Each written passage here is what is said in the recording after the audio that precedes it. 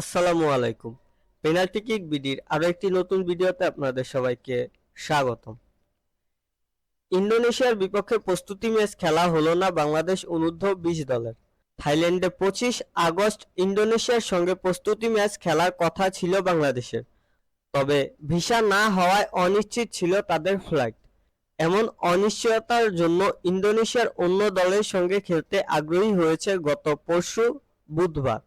ফলে শেষ মুহূর্তে ভিসা পেয়েও থাইল্যান্ড সফর স্থগিত করতে হচ্ছে। তবে বাংলাদেশ অনূর্ধ্ব-20 দল এখন ঢাকায় ফোর্টিস এফসি ও পুলিশ এফসির বিপক্ষে দুটি প্রস্তুতি ম্যাচ খেলবে।